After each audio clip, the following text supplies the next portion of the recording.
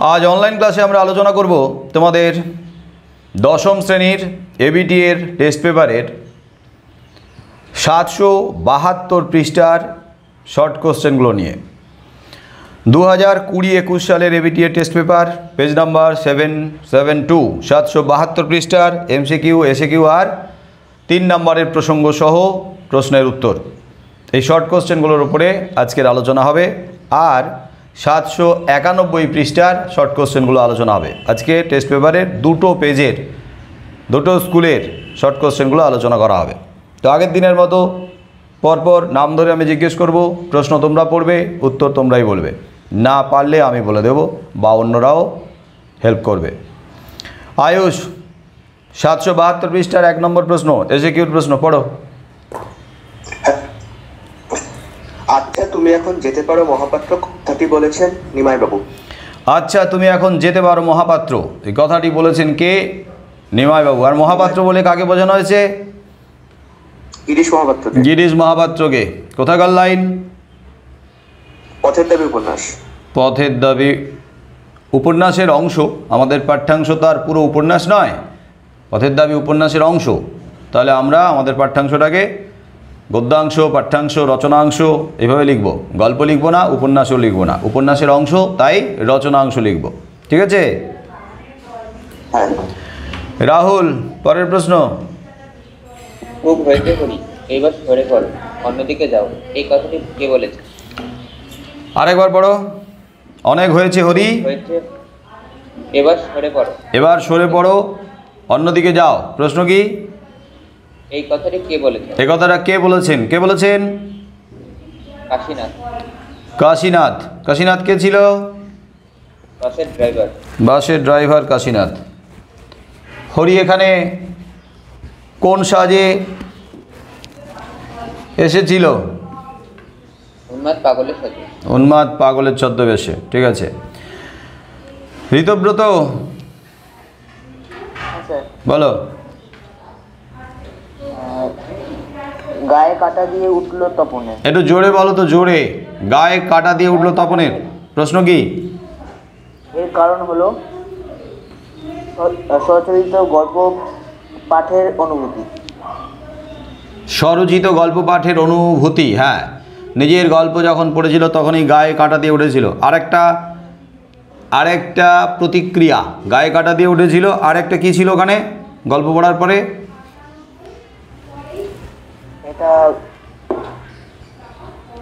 গল্প পড়ার পরে কি হয়েছিল তখন গায়ে কাটা দিয়ে উঠেছিল আর কি হয়েছিল সত্যিকারের গল্পের মতো মনে হচ্ছে ওটাই সত্যিকারের গল্পের মতো মনে হচ্ছিল কিন্তু আর এটা প্রতিক্রিয়া কি রকম ভাবে দেখা গিয়েছিল কে পারবে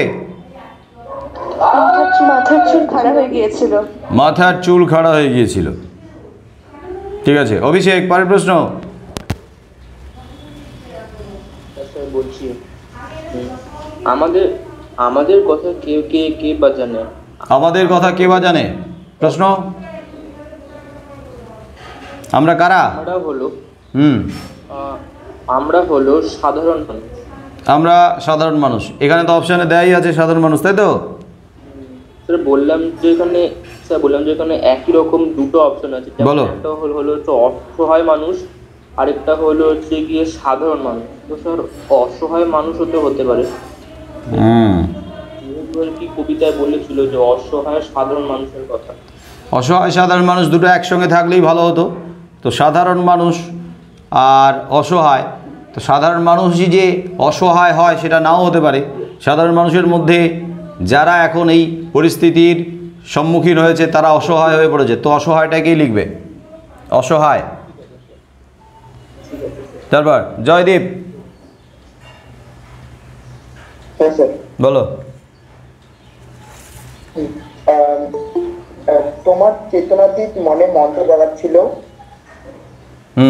তোমার চেতনাতীত মনে মন্ত্র জাগাচ্ছিল প্রশ্ন কি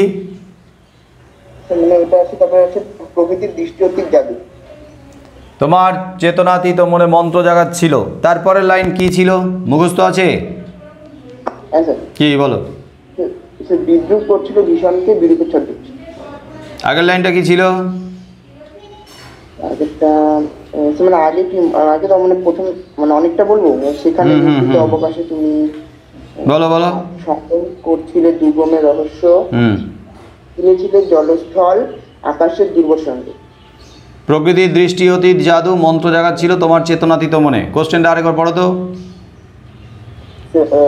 তোমার চেতনাতীত মনে মন্ত্র জাগাচ্ছিল। তোমার চেতনাতীত মনে মন্ত্র জাগাচ্ছিল, উত্তর কি হবে? প্রকৃতির দৃষ্টি অতীত জাদু। প্রকৃতির দৃষ্টি অতীত জাদু, ঠিক আছে। প্রকৃতির দৃষ্টি অতীত জাদু আফ্রিকার চেতনাতীত মনে মন্ত্র জাগাচ্ছিল। ওকে, স্নেহা,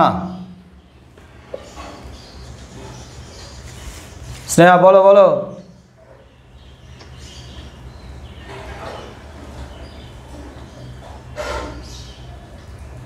নাই।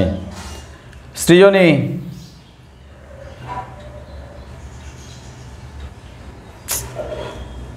বলো, শোনা যাচ্ছে না তোমার মাইক।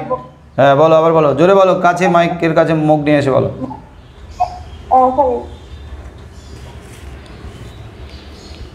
শোনা যাচ্ছে না, মাইক বন্ধ করো।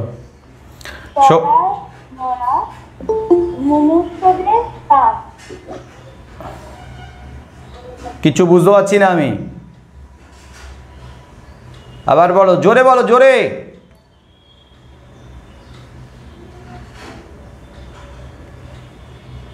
কিচ্ছু শোনা যাচ্ছে?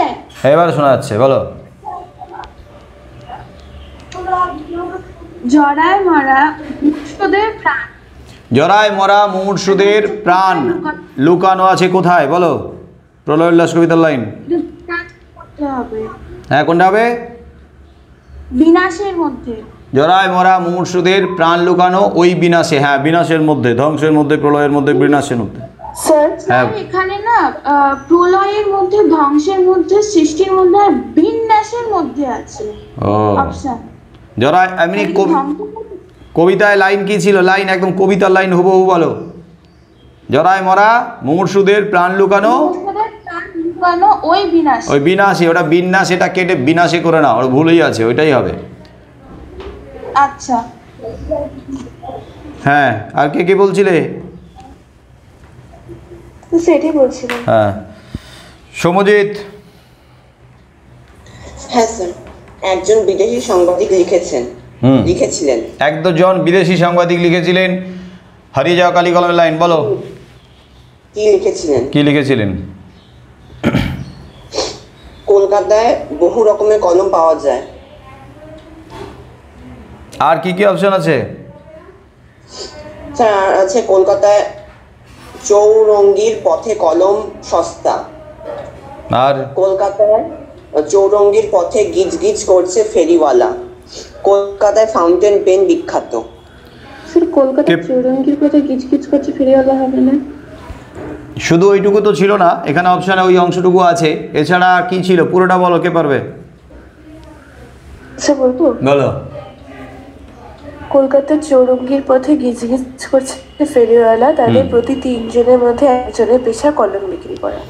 কলকাতার চৌরঙ্গির পথে গিজগিজ করছে ফেরিওয়ালা, তাদের প্রতি 3 জনের মধ্যে একজনের পেশা কলম বিক্রি। তার মানে এই কলকাতার পথে গিজগিজ করছে ফেরিওয়ালা, এটাই হবে। পুরো অংশটার এইটুকু অংশ দিয়েছে এখানে, বুঝে গেল সৌম্যজিৎ? হ্যাঁ স্যার। ইন্দ্রনীল স্যার, বলো। ফাউন্টেন পেনের এক বিপদ, বিপদটি কি? ফাউন্টেন পেনের এক বিপদ, বিপদটি কি? হ্যাঁ, কি বিপদ? পেনটি লেখককে নেশাগ্রস্ত করে।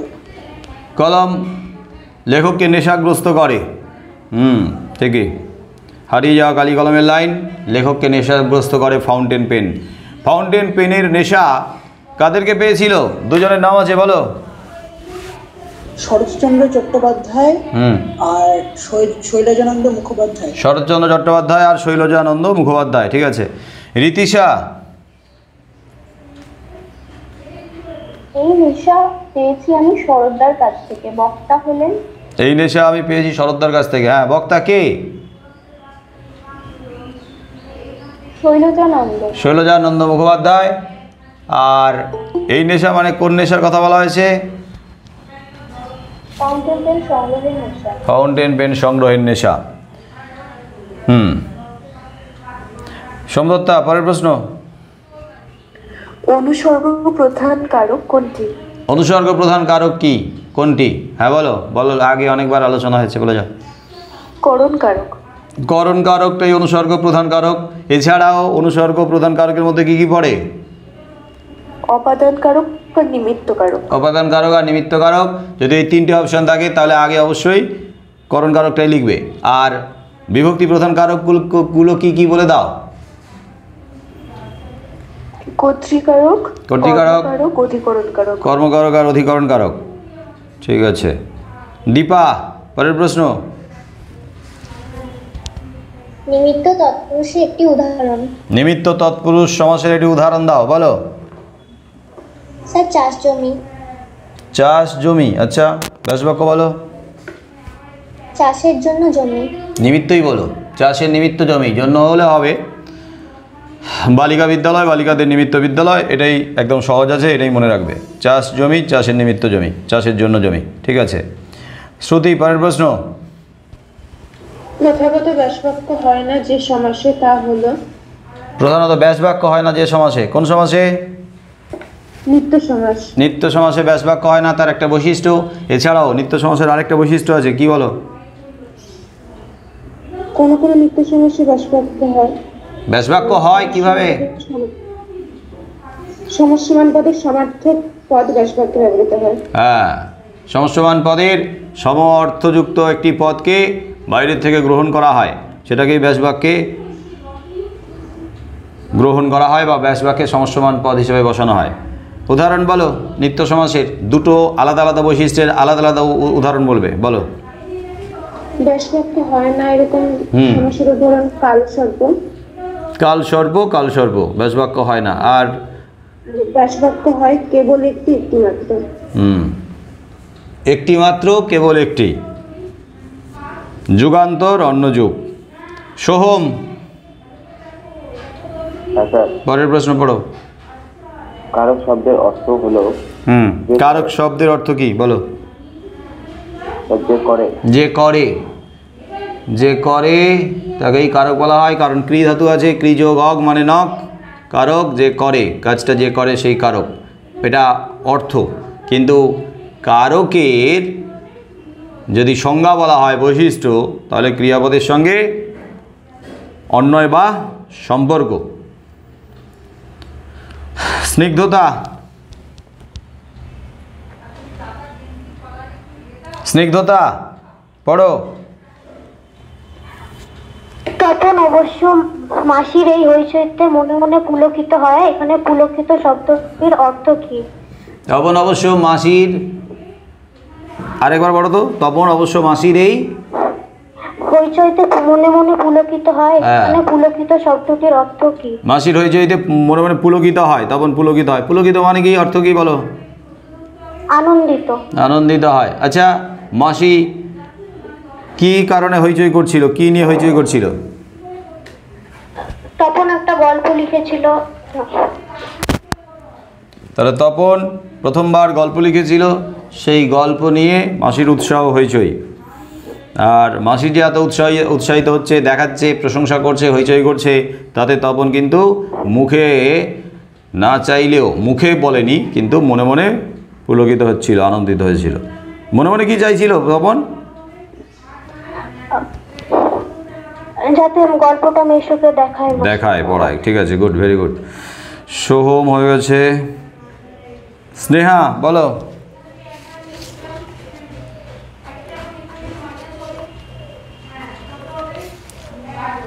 দুই স্নেহার কেউই নেই।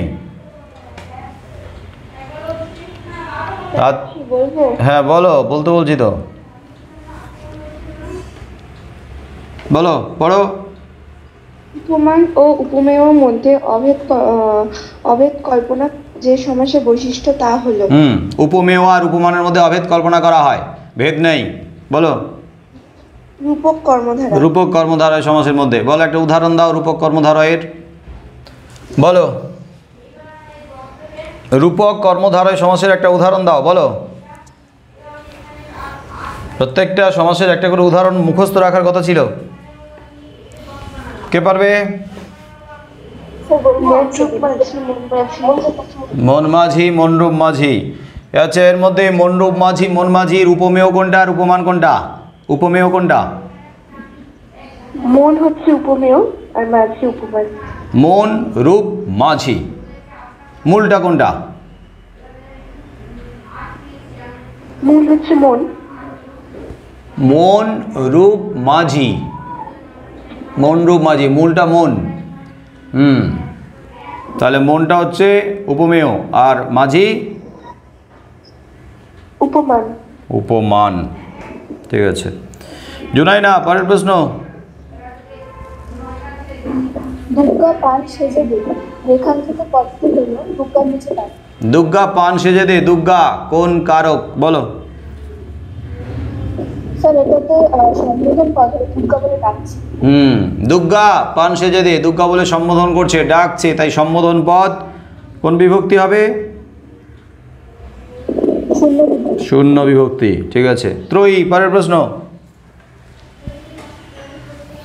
হ্যাঁ স্যার, আখি পাখি ব্যাস বাক্য হলো? আখি পাখি ব্যাস বাক্য বলো। আখি রূপ পাখি। আখি রূপ পাখি কি সমাস? রূপক কর্মধারয়। রূপক কর্মধারয় সমাস। ঠিক আছে শ্রেষ্ঠা, পরের প্রশ্ন।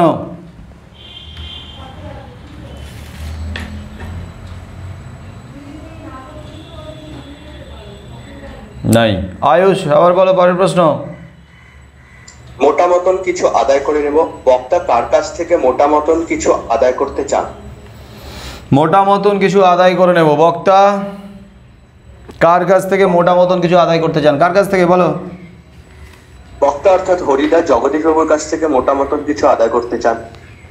জগদীশ বাবুর কাছ থেকে মোটা মতো কিছু আদায় করে নিতে চান। আর মোটা মতো আদায় করে নিয়ে যাওয়ার জন্য তিনি কিসের ছদ্মবেশে গিয়েছিলেন? বিরাগী সন্ন্যাসী। বিরাগী সন্ন্যাসীর ছদ্মবেশে গিয়েছিলেন। আচ্ছা, এই যে মোটা মতো আদায় করতে চান, কেন তার মনে হয়েছিল তিনি মোটা মতো আদায় করে নিতে পারবেন বা মোটা মতো আদায় করে নিতে চাইছিলেন কেন? হিমালয় থেকে আগত সন্ন্যাসীর গল্প শুনে তার মনে হয়েছিল যে তিনিও জগদীশ বাবুর কাছ থেকে মোটা মতন কিছু আদায় করে নিতে পারবেন। আর অভাবের কথাটাও লিখবে, মানে ওই বহু রূপ ধরে খেলা দেখিয়ে খুব বেশি তো উপার্জন হয় না, তাই অভাব দারিদ্র্যের কারণে তার মনে হয়েছিল আর অভাব দারিদ্র্য সহ্য করা যাচ্ছিল না, তাই মোটা মতো আদায় করতে হবে। আর সেই সুযোগটা এসেছিল জগদীশ বাবুর বাড়িতে। হিমালয় থেকে আগত সন্ন্যাসী কিভাবে জগদীশ বাবুর কাছ থেকে আদায় করেছিল সেটা দেখে। যাই হোক, অভাব আর হিমালয়ের আগত সন্ন্যাসীর দুজনের কথা লিখতে হবে। ঠিক আছে রাহুল, পরের প্রশ্ন।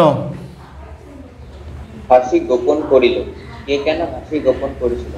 হাসি গোপন করিল, কে কেন হাসি গোপন করলো? কোথাকার লাইন? পথের দাবি। পথের দাবি। কে হাসি গোপন করলো? অপূর্ব। অপূর্ব। কখন হাসি গোপন করেছিল? গ্রীষ্ম অবসরে ছদ্মবেশে সব্যসাচী মল্লিকের পোশাক করেছিল কিছু শিবাত্ম।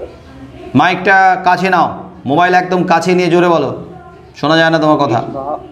গ্রীষ্ম মহাভারতের ছদ্মবেশে সব্যসাচী মল্লিকের পোশাক পরিচ্ছদে কিছু শিবাত করে অপূর্ব হাসি গোপন করছিল। গিরিশ মহাপাত্র অদ্ভুত ছদ্মবেশে ছিল, মানে সব্যসাচী মল্লিক গিরিশ মহাপাত্র নামে এবং অদ্ভুত ছদ্মবেশে ছিল। নিমাইবাবু যখন তার পোশাক আশাকের দিকে দৃষ্টি আকর্ষণ করেছিল অপূর্বের, তখন অপূর্ব তাকিয়ে হাসি গোপন করেছিল, তাই তো? এই জায়গাটা হবে তো? হ্যাঁ, বুঝতে পারি না তোমার কথা, কিন্তু কেমন তাড়াহুড়ো করে আস্তে আস্তে এরকম শোনা যাচ্ছে না ঠিকঠাক। ঋতব্রত, পরের প্রশ্ন। জোরে বলবে, যারা বলবে জোরে বলবে, চিৎকার করে গলা ফাটিয়ে। ছোট মাসি সেই দিকে ধাবিত হয় কোন দিকে? ছোট মাসি সেই দিকে ধাবিত হয়, কোন দিকে ধাবিত হয় বলো? জ্ঞানচক্ষু গল্পের লাইন। হ্যাঁ বলো। ছোট মেশোর দিকে। ছোট মেশোর দিকে।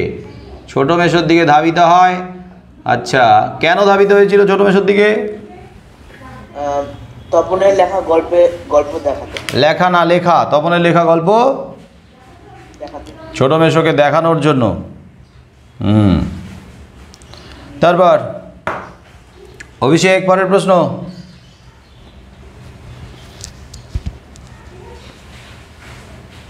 নাই।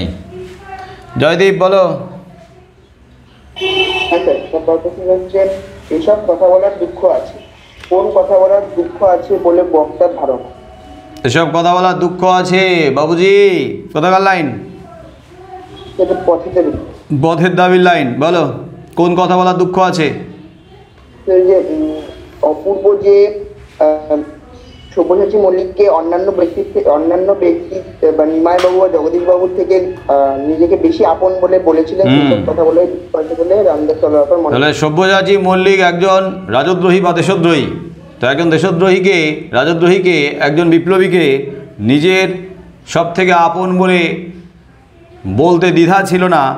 আর এই রকম কথা বললে তার কপালে দুঃখ আছে, পুলিশ তাকে ধরতে পারে। কিন্তু বিপ্লবীকে, দেশপ্রেমিককে সমর্থন করার জন্য, তাকে আপন বলার জন্য দুঃখ আছে কপালে, তার উপরে আঘাত নেমে আসতে পারে। এটা কে বলেছিল কপালে দুঃখ আছে? রামদাস তলোয়ারকর। ঠিক আছে। স্নেহা, হ্যাঁ স্যার, বলো। এটা আমার প্রাণের অনুরোধ। বক্তা অনুরোধকে প্রাণের অনুরোধ বলেছেন। এটা আমার প্রাণের অনুরোধ কোন গল্পের লাইন? এটা হচ্ছে বহুরূপী। বহুরূপী গল্পের লাইন, বলো প্রাণের অনুরোধ কি? অনুরোধটি হচ্ছে বিরাগী জগদীশবাবু বিরাগীজিকে বলছিলেন যে তার বাড়িতে কয়েকটা দিন থাকার কথা। জগদীশবাবু বিরাগী সন্ন্যাসীকে বলেছিল। ওই বিরাগী সন্ন্যাসী বেশি হরিকেই বলেছিল। যাই হোক, বিরাগী সন্ন্যাসীকে বলেছিল তার বাড়িতে যেন কয়েকদিন থাকেন, তার বাড়িতে আশ্রয় নেন। ঠিক আছে। সৃজনী, নাই? হ্যাঁ বলো, জোরে বলো। হ্যাঁ বলো। পরের কোশ্চেন হচ্ছে পৃথিবী হয়তো বেঁচে আছে, হয়তো বলা হয়েছে কেন? হ্যাঁ, পৃথিবী হয়তো বেঁচে আছে, হয়তো কথাটা যোগ করা হয়েছে কেন? হয়তো কথাটা যোগ করে কবি কি বোঝাতে চেয়েছেন? এখানে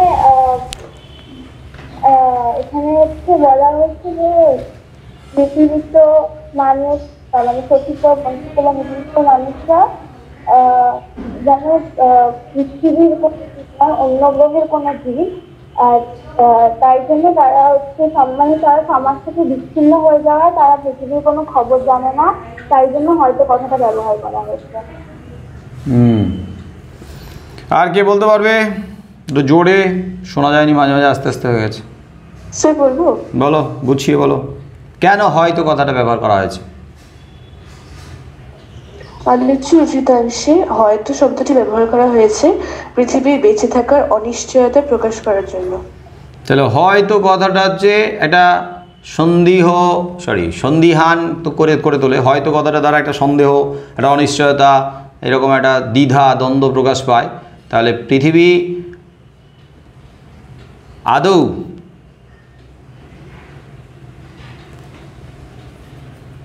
সজাগ, সচেতন কিনা, পৃথিবীর কতখানি নির্বিকার, কতখানি উদাসীন, সেটা বোঝানোর জন্য হয়তো কথাটা ব্যবহার করা হয়েছে। তাহলে হয়তো কথাটার দ্বারা একটা সংশয়, একটা দ্বিধা দ্বন্দ্ব বা অনিশ্চয়তার কথা প্রকাশ করা হয়েছে। সৌম্যজিৎ, পরের প্রশ্ন। হ্যাঁ স্যার, সব চূর্ণ হয়ে গেল। সব চূর্ণ হয়ে গেল, প্রশ্ন কি? চূর্ণ হওয়ার কারণ কি? কোথাকার লাইন, কোন কবিতার? স্যার অসুখী একজন। অসুখী একজন, বলো সব চূর্ণ হয়ে গেল, চূর্ণ হওয়ার কারণ কি? যুদ্ধের জন্য সব চূর্ণ হয়ে গেল। যুদ্ধের জন্য যুদ্ধের আগুনে সব কিছু ছাই হয়ে গেছে, ভেঙে চুরে একাকার কাণ্ড। যুদ্ধের কারণে, সমতলে যুদ্ধের আগুনে সব কিছু চূর্ণ হয়ে গিয়েছিল। এই সব বলতে কি কি বোঝানো হয়েছে তো এখানে বলো তো? স্যার এখানে বলা হয়েছে লেখকের মিষ্টি বাড়ি, বারান্দার ঝুলন্ত বিছানা, শুধু বারান্দা না, গোলাপি গাছ, চিমনি, ছড়ানো করতলের মতো পাতা চিমনি, হ্যাঁ, আর প্রাচীন জলতরঙ্গ। প্রাচীন জল তরঙ্গ, ঠিক আছে। ইন্দ্রনীল, পরের প্রশ্ন। হ্যাঁ স্যার, পশুরা বেরিয়ে এলো, বেরিয়ে এসে কি করেছিল? পশুরা বেরিয়ে এলো, বেরিয়ে এসে কি করেছিল? কোথাকার লাইন? আফ্রিকার। বলো, পশুরা বেরিয়ে এসে কি করেছিল?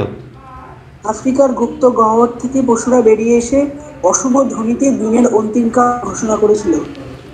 অশুভ ধ্বনিতে দিনের অন্তিম কাল ঘোষণা করেছিল, ঠিক। এখানে আসলে পশুদের সঙ্গে তুলনা করা হয়েছে কাদের? ইউরোপীয় সাম্রাজ্যবাদী দেশগুলির লোকেদের। ইউরোপীয় সাম্রাজ্যবাদী শক্তিগুলোর কথা বলা হয়েছে। রীতিশা, পরের প্রশ্ন পড়ো।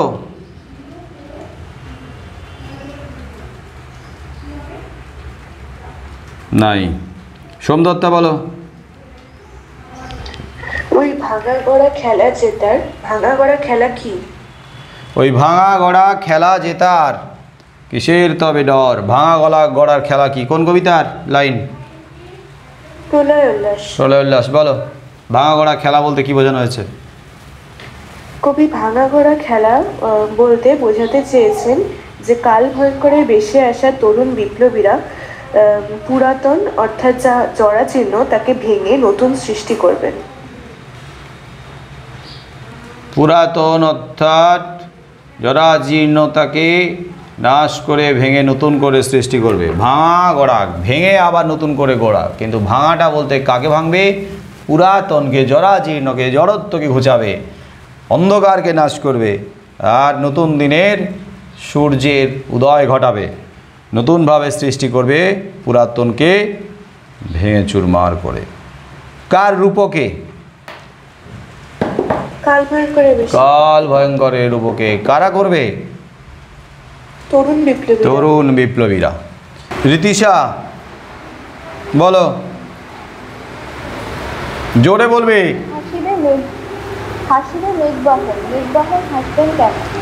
হাসিবেন মেঘবাহন, মেঘবাহন হাসবেন কেন? বলো, কেন? মেঘবাহন কে, কাকে বলা হয়েছে বলো তো? দেবরাজ ইন্দ্রকে বলা হয়েছে। তো বলো, মেঘবাহন হাসবেন কেন? পুত্র ইন্দ্রজিৎ বেঁচে থাকতেও পিতা রাবণ যদি যুদ্ধক্ষেত্রে যান তাহলে মেঘবাহন হাসবে। পুত্র ইন্দ্রজিৎ, বীর পুত্র ইন্দ্রজিৎ জীবিত থাকতে, বেঁচে থাকতে যদি পিতা রাবণ যুদ্ধে যায়, তাহলে এই যে কলঙ্ক জগতে ঘুষবে, জগতে রটবে, যা মেঘবাহন অর্থাৎ দেবরাজ ইন্দ্রের হাসির কারণ হবে।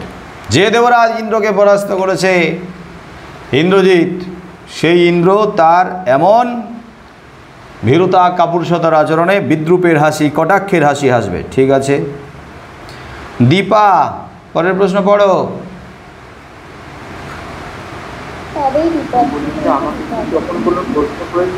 হ্যাঁ, ধরেছিলাম, এখন ওয়েট করো, শুনতে পাইনি আমি। দীপা, বলো, জোরে বলো। শুনতে পাচ্ছি না, আরেকবার বলো। তবেই বিপদ, কোথাকার লাইন?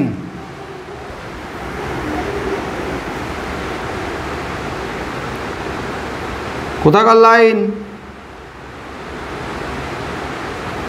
হারিয়ে যাওয়া কালি কলমের লাইন। তবেই বিপদ, বলো কি কারণে বিপদ? শোনা যাচ্ছে না কেন? পারবে না, কে পারবে বলো? শ্রুতি, বলো।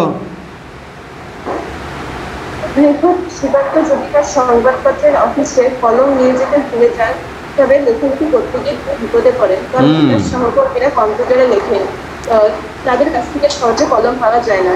যদিও বা তিনি কারোর কাছ থেকে কলম পেয়ে যান, তাহলে সেই কলমের শুকনো কালিও ভোটা মুখে লিখে তিনি সুখ পান না। বিপদটা হলো লেখালেখির অফিসে কাজ করেন লেখক, অথচ সেই লেখালেখির অফিসে তিনি কলম নিয়ে যেতে ভুলে গেলে সেই অর্থে তিনি কলম পান না। বিপদ এটাই, কলম পান না, যদিও পান গলা শুকনো, ভোতা মুখও লিখে সুখ পান না, এটাই হচ্ছে তার কাছে বিপদ। মানে কলম যে পাওয়া যাচ্ছে না সেটাই বিপদ লেখালেখির অফিসে, ঠিক আছে। বৃষ্টির কারণে আওয়াজ একদম আসছে না রে। শ্রুতি আবার বলো, পরের প্রশ্ন পড়ো। সোনার দোয়াত কলম যে সত্যি হতো তা লেখক কিভাবে জেনেছিলেন? সোনার দোয়াত কলম যে সত্যি হতো লেখক কিভাবে জেনেছিলেন? কিভাবে জেনেছিলেন? হারিয়ে যাও কালি কলমের লাইন। সোনার দোয়াত কলম যে সত্যি হতো তা লেখক শ্রীকান্ত জেনেছিলেন শুভ ঠাকুরের দোয়াত সংগ্রহ দেখতে গিয়ে। শুভ ঠাকুরের বিখ্যাত দোয়াত সংগ্রহ দেখতে গিয়ে লেখক শ্রীকান্ত জেনেছিলেন শুভ ঠাকুর। শুভ ঠাকুর কে? শুভ ঠাকুরের পুরো নাম শুভকেন্দ্র ঠাকুর। শুভকেন্দ্রনাথ ঠাকুর পুরো নাম। তিনি কে ছিলেন? তিনি রবীন্দ্রনাথ ঠাকুরের সেজটা হেমেন্দ্রনাথের পৌত্র এবং দ্বিতেন্দ্র অলকার পুত্র। তিনি শিল্পী এবং শিল্প সম্রাট ছিলেন। আরেকবার বলো, রবীন্দ্রনাথ ঠাকুরের শেষদা? হেমেন্দ্রনাথের পৌত্র। হেমেন্দ্রনাথ ঠাকুরের পৌত্র শুভকেন্দ্রনাথ ঠাকুর, যার নাম শুভ ঠাকুর। এবং দ্বিতেন্দ্র অলকার পুত্র। সোহম পরের প্রশ্ন পড়ো, জোরে পড়ো। হ্যাঁ স্যার, এই ছিল তাদের ব্যবস্থাপত্র। তাদের কালি তৈরি করার ব্যবস্থাপত্র কি ছিল? এই ছিল তাদের ব্যবস্থাপত্র। হারিয়ে যাও কালি কলমের লাইন। তাদের ব্যবস্থাপত্র কি ছিল? বলো কি ছিল?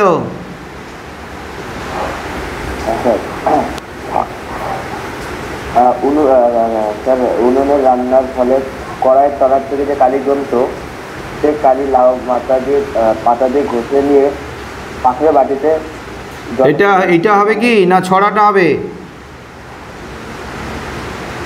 এটা হবে না ছড়াটা হবে? কে পারবে?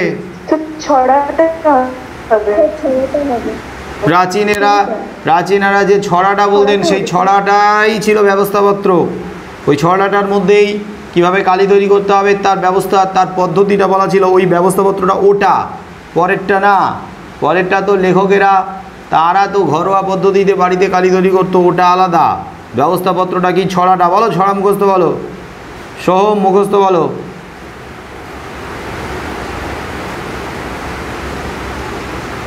কিরে বইয়ের পাতা উল্টাচ্ছিস? হ্যাঁ,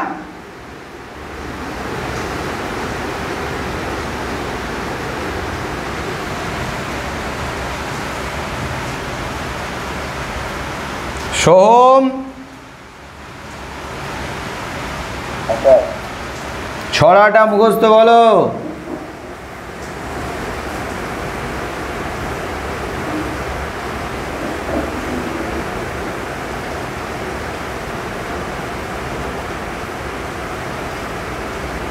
বাড়িতে বসে কি খাস দাস ঘুমাস নাকি? হ্যাঁ,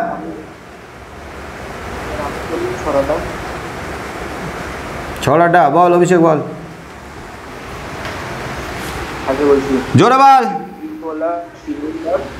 তিল বিফলা শিমুল চালা ছাদপুত্র পরিমালা লৌহ পাত্র লোহায় ঘষি শিরেপত্র না ছাড়ে মশি। লৌহ পাত্র না লৌহ পাত্রে?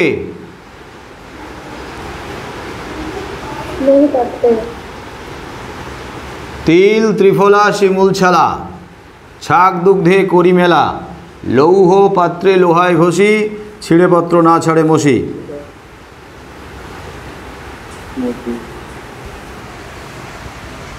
স্নিগ্ধতা পরের প্রশ্ন পড়ো। লেখে তিনজন, এই তিনজন কে কে? লেখে তিনজন, এই তিনজন কে কে? হারিয়ে যাওয়া কালি কলমের লাইন। বলো কে কে তিনজন? কালি, কলম এবং মন। কালি, কলম আর মন, এই তিনজনের কথা বলা হয়েছে। এই তিনজন মিলে একটা লেখাকে উৎকৃষ্ট করতে পারে, ভালো মানের করতে পারে। ঠিক আছে। তারপর স্নেহা,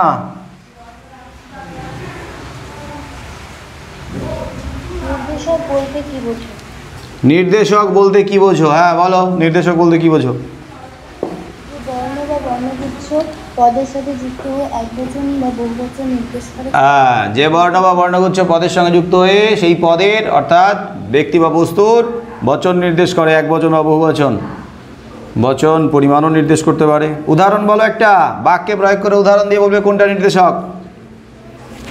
ছেলেগুলো ঘুরে বেড়াচ্ছে, এখানে ছেলেগুলো নির্দেশক। ছেলেগুলো ঘুরে বেড়াচ্ছে, এর মধ্যে নির্দিষ্ট করে বলো নির্দেশক কোনটা। ছেলেগুলো না শুধু ছেলে না শুধু গুলো, কোনটা? গুলোটাই নির্দেশক, তাই গুলোটাকে আলাদা করে লিখতে হবে। এই যে গুলোটা হলো নির্দেশক, এটা নিচে আলাদা করে গোটা গোটা অক্ষরে লিখতে হবে, ছেলেগুলো না, শুধু লিখবে গুলো হলো নির্দেশক। ছেলেগুলো নিচে দাগ দিয়ে নিচে লিখবে গুলো হলো নির্দেশক। জুনাইনা, পরের প্রশ্ন। কালবাচক অপদানের সংজ্ঞা সহ উদাহরণ দাও। আবার বলো। কালবাচক অপদানের উদাহরণ সহ সংজ্ঞা দাও। কালবাচক অপাদানের উদাহরণ সহ সংজ্ঞা দাও। কালবাচক অপাদান কারকের একটা উদাহরণ আগে বলো। লোকটা সকাল থেকে বসে আছে। সকাল থেকে বসে আছে, কোনটা? এখানে সকালটা হবে অপদান। সকালটাই হবে, সকাল। ঠিক আছে, বুঝিয়ে দিতে বলেছে। এটা কালবাচক অপাদান কি করে হলো?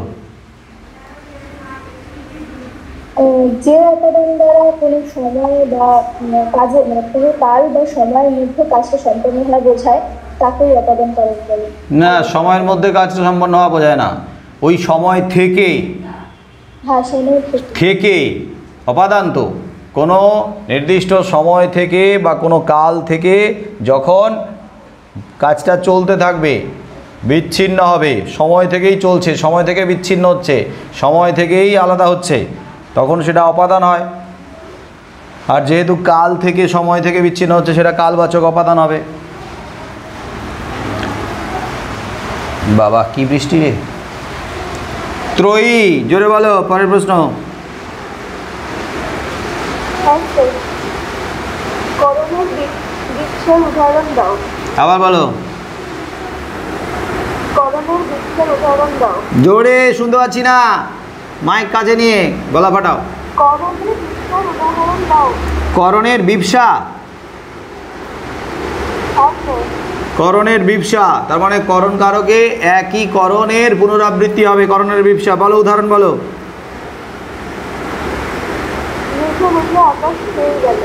মেঘে মেঘে আকাশ ছেয়ে গেল। মেঘে মেঘে আকাশ ছেয়ে গেল, মেঘে মেঘে মানে মেঘে মেঘের দ্বারা। হ্যাঁ ঠিক আছে, শ্রেষ্ঠা পরের প্রশ্ন পড়ো।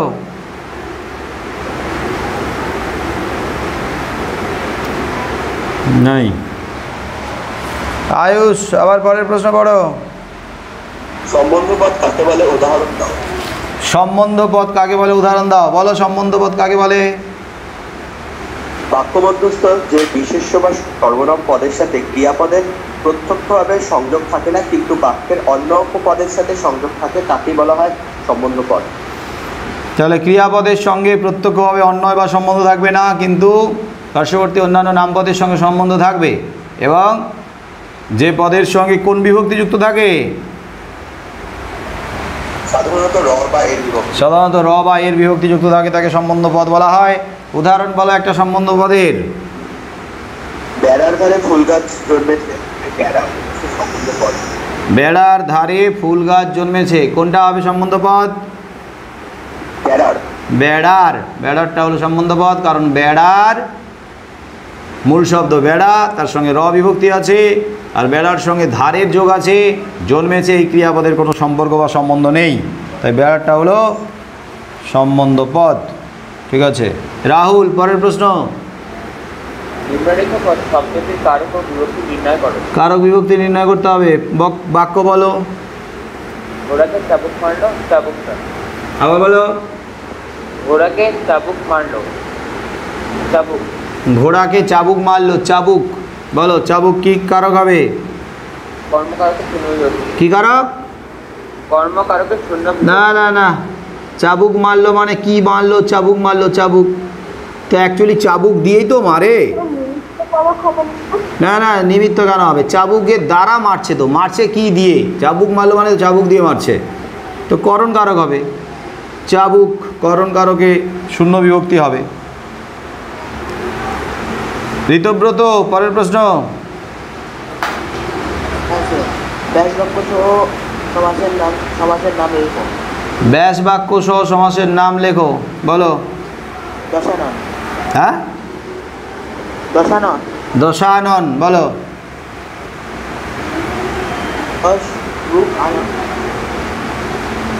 দশানন ব্যাস বাক্য পারবি না, ডবলটা বলে। কে পারবে? 10 আনন্দ যার। 10 আনন যার কি সমাস? সাধারণ বহুব্রীহি। সাধারণ বহুব্রীহি সমাস। অভিষেক, পরের প্রশ্ন পড়ো।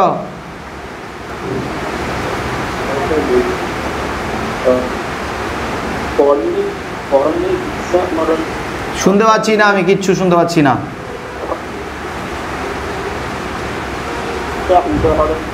শোনা যাচ্ছে না, কিচ্ছু শোনা যাচ্ছে না, বন্ধ কর।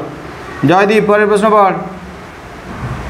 আচ্ছা আচ্ছা, তারপরে তো আবার আছে করণে বিপসার উদাহরণ, এটা তো তারপরেও আছে।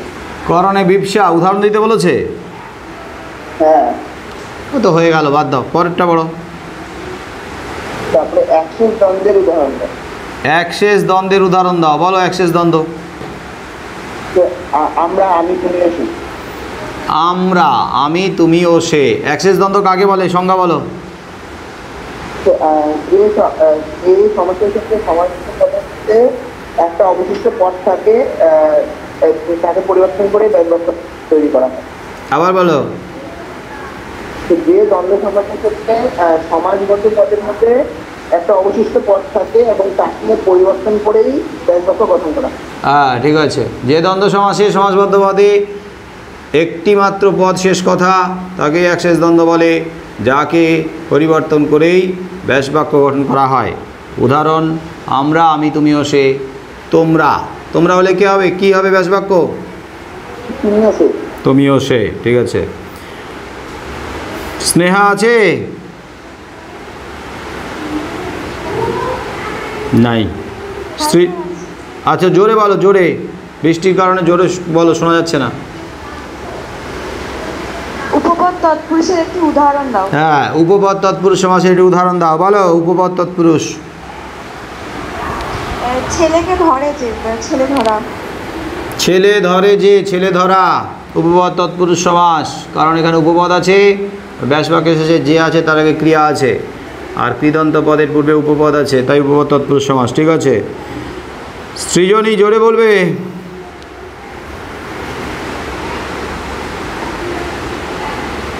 শুনতে পাচ্ছি না। সৌম্যজিৎ, জোরে বলো। হ্যাঁ স্যার, ব্যতিহার বহুব্রীহি সমাস কাকে বলে? ব্যতিহার বহুব্রীহি সমাস কাকে বলে, বলো। একই উপকরণ নিয়ে পরস্পর মধ্যে একই তুই বই দেখে দেখে, খাতা দেখে দেখে বলছিস? বন্ধ কর।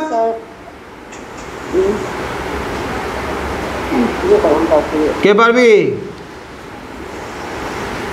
কে বলবো? বলো। একই উপকরণ নিয়ে পরস্পরের মধ্যে একই জাতীয় কাজ বোঝালে তাকে ব্যতিহার বহুব্রীহি বলে। আবার বলো।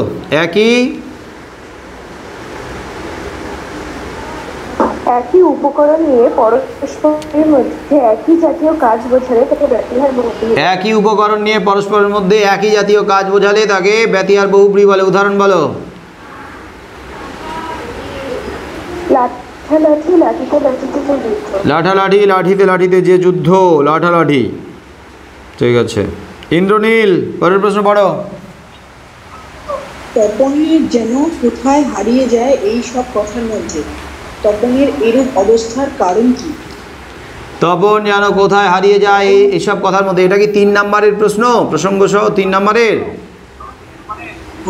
আচ্ছা, তপনের এই হারিয়ে যাওয়ার কারণ কি? প্রথম প্রশ্নটা কি ছিল? তপনের এরূপ অবস্থার কারণ কি? হ্যাঁ, এইসব কথার মধ্যে তপন হারিয়ে যায়। তপন এরকম অবস্থা হয়েছিল কেন, বলো। কারণ তপন শুধু শুনতে পাচ্ছিল তার মেশোর প্রশংসা, তার মেশো ছাপিয়ে না দিলে তপনের লেখা গল্পটি সন্ধ্যা দেওয়া। তপনকে শুনতে হচ্ছিল তপনের মেশোর প্রশংসার কথা, পদক ছাপাতে নেই, তাই তপনের গল্প প্রকাশ পেয়েছে সন্ধ্যাতারা পত্রিকায়, তা নিয়ে প্রশংসা হচ্ছিল, কিন্তু মাঝে মাঝে তপনের প্রশংসার সাথে সাথে তপনের মেশোর প্রশংসা, এমনকি তপনকে নিয়ে ব্যঙ্গ বিদ্রুপ, তপনের মেশোর এতটা অতিরিক্ত প্রশংসা করা হচ্ছিল যা তপনকে আঘাত করেছিল। তোমার কথা আমি খুব একটা শুনতে পাচ্ছিলাম না, এই জন্য বলছি। পরের পার্টটা কি আছে? পরের পার্ট, এটার পরের পার্ট কি আছে? স্যার এটাই তো একটাই প্রশ্ন আছে। ও একটাই প্রশ্ন আছে, তাহলে বলো তো এই লাইনটা কোন প্রসঙ্গে বলা হয়েছে, কার লেখা কোন প্রসঙ্গে বলা হয়েছে সেটা আগে বলতে হবে। লেখিকা আশাপূর্ণা দেবীর লিখিত জ্ঞানচক্ষু গল্পটিতে তপনের গল্পটা, তপনের মাসি আর তপনের মেশো যখন তপনের গল্পটি নিয়ে বাড়িতে আসে সেই প্রসঙ্গে বলা হয়েছে। তপনের গল্প সন্ধ্যাধারা পত্রিকায় প্রকাশিত হওয়ার প্রসঙ্গ, বা মাসি মেশো তার বাড়িতে এসেছিল সেই প্রসঙ্গে বলা হয়েছে, সন্ধ্যাধারা পত্রিকা নিয়ে এসেছিল ওই প্রসঙ্গে বলা হয়েছে। ঠিকই আছে, ওটা সুন্দর করে গুছিয়ে তোমরা লিখবে যে তপন ওইসব কথার মধ্যে হারিয়ে যায়। তো এখন ওইসব, মাইক বন্ধ করো, ওইসব কথার মধ্যে হারিয়ে যায় মানে কোন কথার মধ্যে হারিয়ে যায়? তপনের লেখা গল্প ছাপানো হয়েছে, প্রকাশিত হয়েছে, তপনের যে আনন্দ হওয়ার কথা কেনই আনন্দ হয় না, তপন হারিয়ে যায় মানে কোথাও যেন অন্যমনস্ক হয়ে যায়, কী ভাবছিল সে, কী কারণে, ইত্যাদি ইত্যাদি। তার গল্পের প্রশংসা হচ্ছে, সে অবশ্যই সেটা নিয়ে ভাবছে, আনন্দ পাচ্ছে, কিন্তু মাঝে মাঝে আবার তাকে আঘাত করছে, তাই সে যে আনন্দ বা আহ্লাদটা হওয়ার কথা সেটা পাচ্ছে না। তো এটা সুন্দর করে গুছিয়ে লিখো, এই জায়গাটা পারবে সবাই লিখতে, আশা করা যায়। রীতিশা, পরের প্রশ্ন পড়ো। যাকে তিনি দেশের টাকায় দেশের লোক দিয়ে শিকারের মতো তাড়া করে বেড়াচ্ছেন তিনি ঢের বেশি আমার আপনার। যাকে তিনি দেশের লোক দিয়ে দেশের টাকায় শিকারের মতো তাড়া করে বেড়াচ্ছেন তিনি আমার ঢের আপনার। এটা কোন প্রসঙ্গে বলা হয়েছিল, কোন রচনার লাইন, কার লেখা, কোন প্রসঙ্গে বলা হয়েছে বলো? শরৎচন্দ্র চট্টোপাধ্যায়ের লেখা পথের দাসী রচনাংশে উদ্ধৃতাংশটি তপনের দেশপ্রেমিকদের প্রতি সম্মানের প্রসঙ্গে বলা হয়েছে। গল্প করছিল তো রামদাস তলোয়ারকরের সঙ্গে, তাহলে প্রসঙ্গটা ছিল ওই নিমাই বাবু, মানে কি বলে, নিমাই বাবুর মানে থানার প্রসঙ্গ, চুরির প্রসঙ্গ থেকেই তারপরে কথাটা উঠেছিল। চুরি হয়ে গেছিল, আলোচনা শুরু হয়েছিল না? হ্যাঁ স্যার। তাহলে রামদাস তলোয়ারকরের সঙ্গে চুরির, তার বাড়িতে চুরি হয়ে গেছে সেই প্রসঙ্গেই কিন্তু কথাটা বলেছিল। হ্যাঁ, প্রথম কোশ্চেনটা কি আছে বলো ওটার? বক্তাকে কে বলো? বক্তাকে? বক্তা হলেন অপূর্ব। বক্তা অপূর্ব। পরের পার্ট কি আছে? উক্তিটির তাৎপর্য লেখো। হ্যাঁ, উক্তিটির তাৎপর্য লেখো, কি বলতে চাইছে বলো? নিমাইবাবু স্বাধীনতা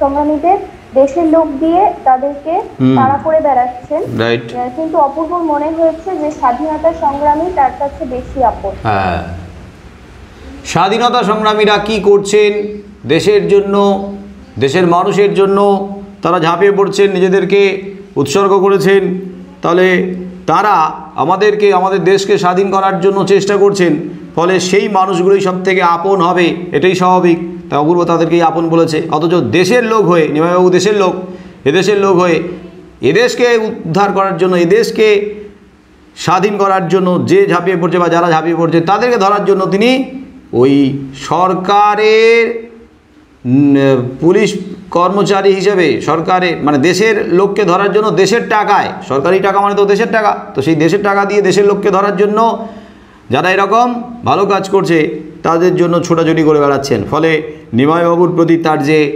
অশ্রদ্ধাবোধ প্রকাশিত হয়েছে, আর স্বাধীনতা সংগ্রামী, বীর বিপ্লবী বা দেশপ্রেমিকদের প্রতি তার শ্রদ্ধা, ভক্তি, ভালোবাসা, সহানুভূতি এগুলো প্রকাশিত হয়েছে। এটাও সুন্দর করে গুছিয়ে লেখো, ভাষা দিয়ে গুছিয়ে লিখলে পারবে, সুন্দর করে এটা লিখবে, কারণ ইম্পর্টেন্ট আছে এই জায়গাটা। সোমদত্তা, পরের প্রশ্ন। আই আরো বেঁধে বেঁধে থাকি, কবি কাদের ডেকেছেন? বেঁধে বেঁধে থাকার প্রয়োজনীয়তা কি? আয় আরো বেঁধে বেঁধে থাকি কবিতায় কবি কাদের ডেকেছেন? মানে কাদের বেঁধে বেঁধে থাকার আহ্বান জানিয়েছেন, বলো কাদের? আই আরো বেঁধে বেঁধে থাকি কবিতায় কবি অসহায়, লাঞ্ছিত, দরিদ্র, বঞ্চিত, চির অবহেলিত সাধারণ মানুষকে ডেকেছেন, আহ্বান জানিয়েছেন বেঁধে বেঁধে থাকার জন্য। পরের পার্ট কি আছে? বেঁধে বেঁধে থাকার প্রয়োজনীয়তা কি? বেঁধে বেঁধে থাকার প্রয়োজনীয়তা কি বলো? কবি মনে করেছেন যে আগে বলবে বেঁধে বেঁধে থাকা মানে কি, বেঁধে বেঁধে থাকা মানে কি, কি বলতে চাইছে সেটা বলে তারপরে বলবে প্রয়োজনীয়তাটা কি। বলো। বেঁধে বেঁধে থাকার অর্থ হলো সংঘবদ্ধ অর্থাৎ ঐক্যবদ্ধ হয়ে থাকা। কবি মনে করেছেন যে তার ডান পাশে 10, বায় গিরিখাত, মাথায় বোমারু ও পায়ে হিমানির বাঁধের মতো রাজনৈতিক, সামাজিক, ধর্মীয় অবক্ষয়, মূল্যবোধের অবনমন, মধ্যযুগীয় বর্বরতা ও ধর্মান্ধতা সাধারণ মানুষদের চলার পথকে অবরুদ্ধ করে তুলেছে, বাঁচার পথকে বন্ধ করে দিয়েছেন। সেই কারণে তিনি সাধারণ মানুষকে বলেছেন যে যখন তাদের কাছে আর কোনো পথ নেই তখন শুধুমাত্র সংঘবদ্ধ ও ঐক্যবদ্ধ হয়ে থাকলেই তারা বেঁচে থাকতে পারবেন। যখন সব পথ অবরুদ্ধ তখন ঐক্যবদ্ধ বা সংঘবদ্ধ হয়ে সমস্ত ঝড় ঝাপটা, ঝড় ঝঞ্ঝার বিরুদ্ধে রুখে দাঁড়ালেই তবে গিয়ে বেঁচে থাকা সম্ভব। এটাও কিন্তু খুব ভালো করে তৈরি করো সবাই। দীপা, পরের প্রশ্ন।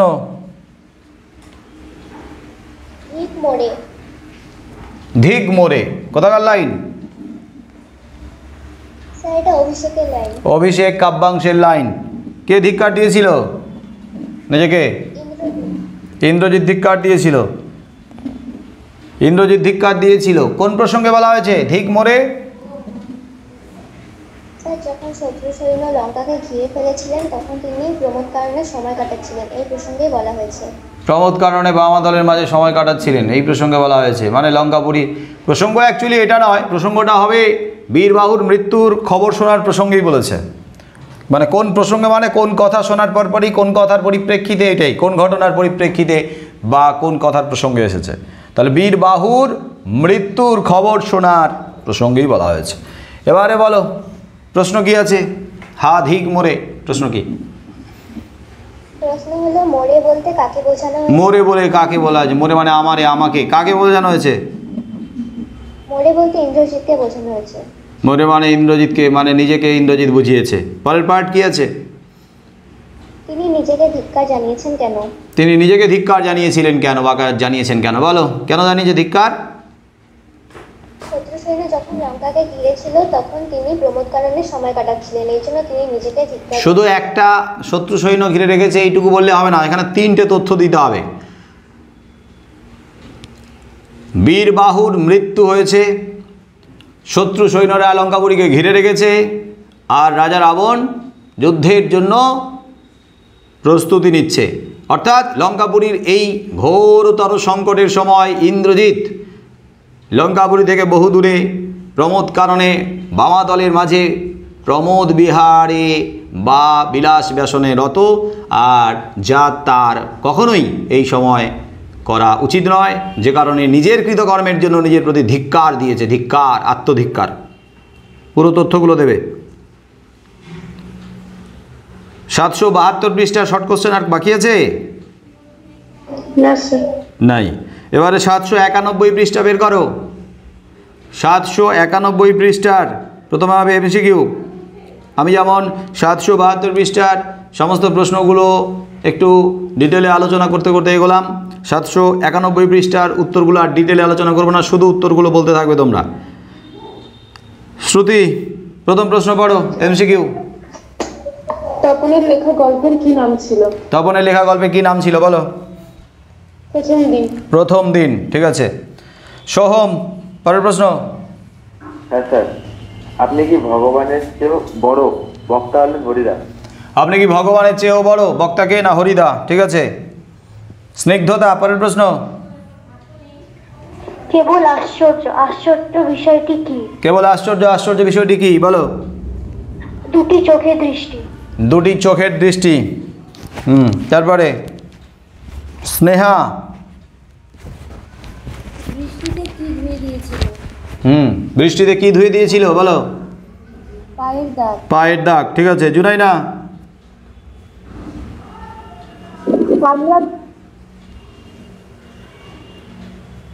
শোনা গেল না, আবার বলো, আবার বলো। স্যার প্রশ্ন আছে আমরা ভিখারি। আমরা ভিখারি, উত্তর কি? 12 মাস। 12 মাস, আমরা ভিখারি 12 মাস, ঠিক আছে। ত্রয়ী।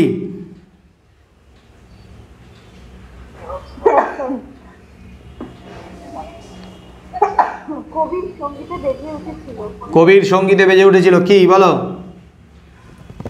সুন্দরের আরাধনা। সুন্দরের আরাধনা। ঠিক আছে, শ্রেষ্ঠ আছো? নাই। আয়ুষ বলো।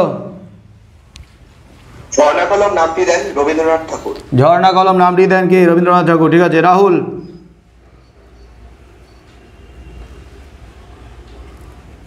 নাই।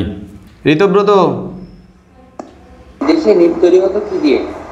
ও রাহুল আছে, বলো আবার বলো।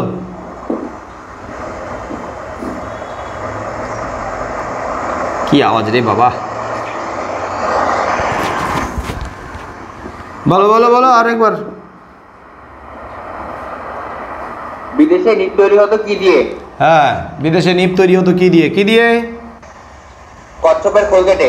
কচ্ছপের খোল কেটে। ঠিক আছে, ঋতব্রত বলো। পাইলট কোন দেশের কলম? হ্যাঁ, পাইলট কোন দেশের? পাইলট। হ্যাঁ, পাইলট কোন দেশের কলম? কোন দেশের? জাপান। জাপান। ঠিক আছে, অভিষেক।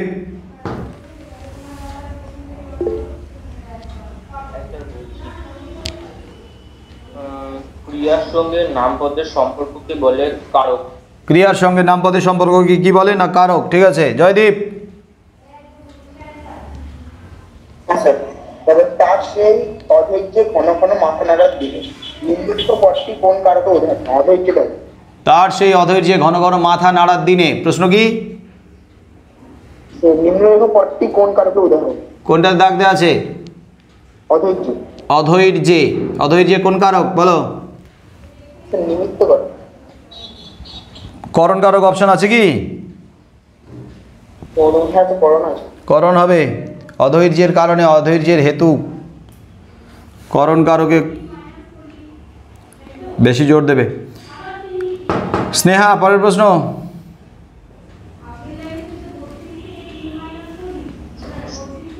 সমাস শব্দের অর্থ কি? সমাস শব্দের অর্থ কি বলো?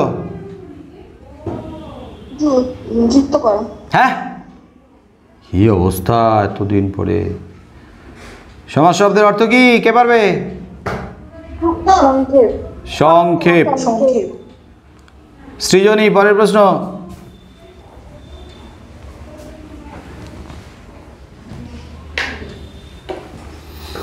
বলবে না, মাইকের আওয়াজ শোনাই যায় না। জোরে। কত নম্বর? মানে বেড়ে গেছেন তো, কত নম্বর? নাই, কত নম্বর নাই। 1-13 হবে। বলো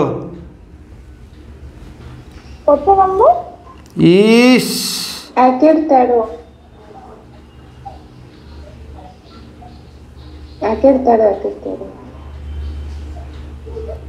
তাকে পূর্ণ করা হয় তাকে বলে।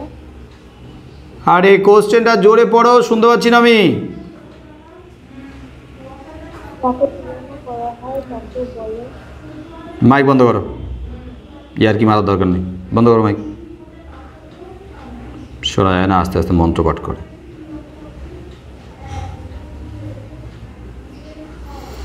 সৌমজিৎ, পরের প্রশ্ন পড়। হ্যাঁ, যাকে তুলনা করা হয় তাকে বলে। যাকে তুলনা করা হয় তাকে কি বলে বলো? স্যার উপমান। মদ তুই খাবি রে। যাকে তুলনা করা হয় তাকে বলে উপমেয়, যার সঙ্গে তুলনা করা হয় তাকে বলে উপমান। ইন্দ্রনীল, পরের প্রশ্ন পড়ো। স্যার এখানে উপমিত আছে। হ্যাঁ, উপমেয় নেই অপশনে, উপমিত আছে। উপমিত বলে তো কোনো হবেই না, তাহলে ওটা উপমিত কেটে উপমেয় লিখে রাখো, টেস্ট পেপারে ভুল আছে। যাকে তুলনা করা হয় তাকে উপমেয় বলে। কনফিউশন এরকমভাবে থাকলে তো সেটা জিজ্ঞেস করতে হয় না, ভুলভাল উত্তর বললে তো লাভ নেই। তোমাদেরকে তো বোঝানো হয়েছে, যাকে তুলনা করা হয় তাকে তো উপমেয় বলে, সেটা তো সবার ক্লিয়ার ধারণা। যার সঙ্গে তুলনা করা হয় উপমান বলে, আর উপমেয় উপমান থাকলে উপমিত হয়। যাকে তুলনা করা হয় তাকে উপমিত বলে, এটা হতেই পারে না। যাকে তুলনা করা হয় এরা উপমান, এটাও হতে পারে না। তাহলে অপশানটাই নাই, সেটা তো বলতে হবে, কনফিডেন্স আনতে হবে তো, যে নাই এখানে অপশান। ছাপিয়েছে তো মানুষ, লিখেছে তো মানুষ, মানুষই তো ভুল করবে। তো সেই ভুলগুলো সংশোধন করার জন্য তোমাদেরকেই বলতে হবে। মানে অনেক টিচার মিলে লিখেছে, অনেক বড় বড় দিগ্গজ পণ্ডিত মিলে লিখেছে, ভুল হতে পারে না। কনফিডেন্সের আইসি কিটা আইসি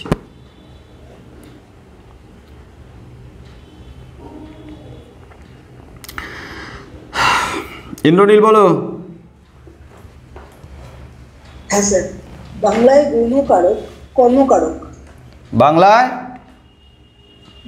গৌণ কারক কর্মকারক, এটা হবে। হ্যাঁ, বাংলায় গৌণ গৌণ গৌণ কারক, গৌণ কারক। হ্যাঁ স্যার, গৌণ কারক আছে। ও, গৌণ কর্ম।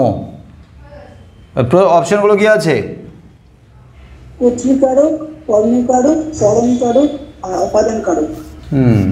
গৌণ কারক। গৌণ কারক আবার কি কারক জানি না আমিও। গৌণ কর্ম হবে বোধহয়। গৌণ কর্ম এটা কোন কারকের মধ্যে পড়ে?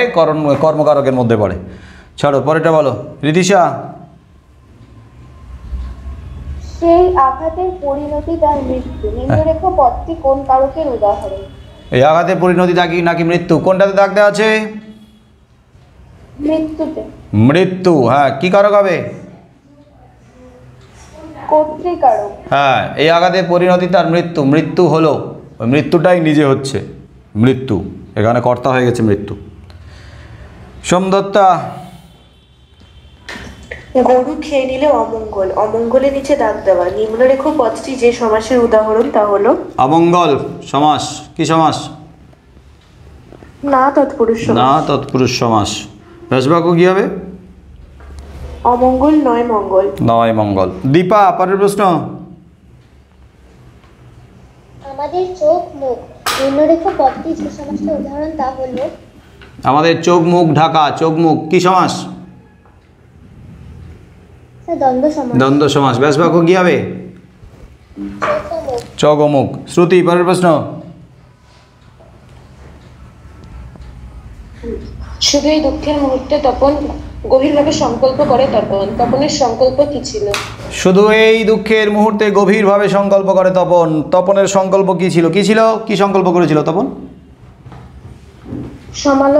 সমালোচনায় ও দুঃখে তপন গভীরভাবে সংকল্প করেছিল যে যদি কখনো সে গল্প ছাপতে দেয় তাহলে সে নিজে গিয়ে দিয়ে আসবে, তার কাঁচা লেখায় দিয়ে আসবে, তাতে সে গল্প ছাপা হোক আর না হোক। রাইট। যদি কখনো গল্প ছাপতে দেওয়া হয় সে নিজে গিয়ে দিয়ে আসবে, তার কাঁচা লেখা ছাপানো হোক আর না হোক সে নিজে দিয়ে আসবে। ঠিক ঠিক ঠিক ঠিক, কারোর উপর নির্ভর করবে না। সোম, পরের প্রশ্ন। হ্যাঁ স্যার, তাতে আমার ঢং নষ্ট হয়ে যায়। কিসে ঢং নষ্ট হয়ে যায়? তাতে আমার ঢং নষ্ট হয়ে যায়। বহুরূপী গল্পের লাইন বলো, কিসে ঢং নষ্ট হয়ে যায়? স্যার, বিরাগী সন্ন্যাসী হয়ে টাকা ফাঁকা স্পর্শ করলে আমার ঢং নষ্ট হয়ে যায়। আমার মানে তোর? আর না স্যার, বিরাগীর ছদ্মবেশে টাকা ফাঁকা স্পর্শ করলে বিরাগীর ঢং নষ্ট হয়ে যায়। বিরাগীর মানে বহুরূপী হরিদার ঢং নষ্ট হয়ে যাবে। বিরাগী সন্ন্যাসীর ঢং নষ্ট হয়ে যাবে। আর ঢং মানে কি রে?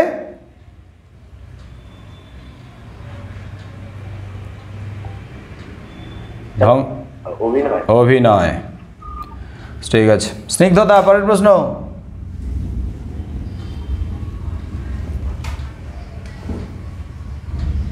পরের প্রশ্ন পড়ো।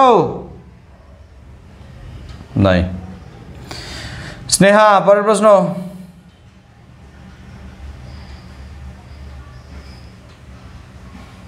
নাই। জুনাইনা বলো। তিনি আমার আত্মীয়। তিনি বলতে কার কথা বলা হয়েছে? তিনি আমার আত্মীয়। আমি কোশ্চেনটা আবার শুনতে পেলাম না, বলো। তিনি আমার আত্মীয়। ও, তিনি আমার আত্মীয়। তিনি বলতে কাকে বোঝানো হয়েছে? তিনি কে? উদ্ধৃতাংশে তিনি বলতে নিমাই বাবুকে বোঝানো হয়েছে। নিমাই বাবুকে বোঝানো হয়েছে। নিমাই বাবু অপূর্বের আত্মীয়। ঠিক আছে। ত্রয়ী, পরের প্রশ্ন। হ্যাঁ স্যার, এমন সময় ঘটলো সেই ঘটনা। এখানে কোন ঘটনার কথা বলা হয়েছে? এমন সময় ঘটলো সেই ঘটনা। কোন ঘটনার কথা বলা হয়েছে? জ্ঞানচক্ষু গল্পের লাইন বলো, কোন ঘটনা?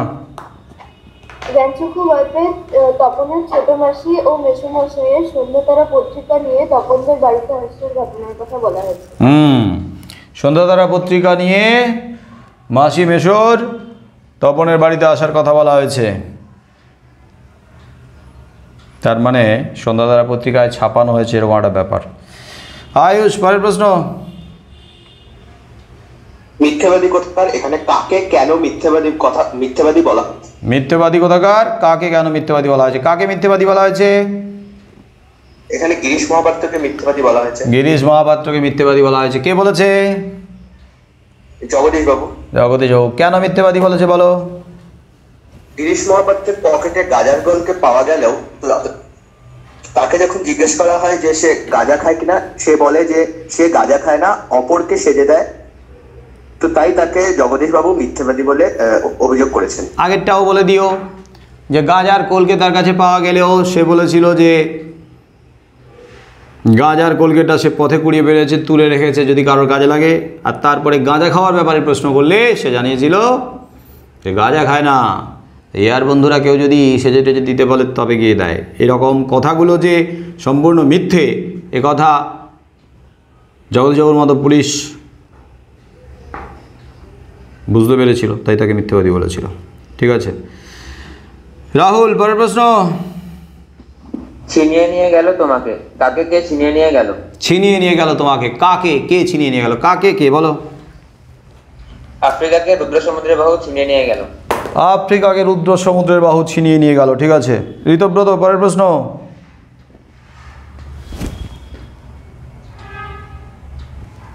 নাই। অভিষেক।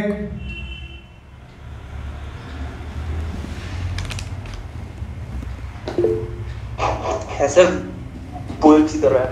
না বলছি, দাঁড়া, ও এখন খুঁজবে। বল তাড়াতাড়ি।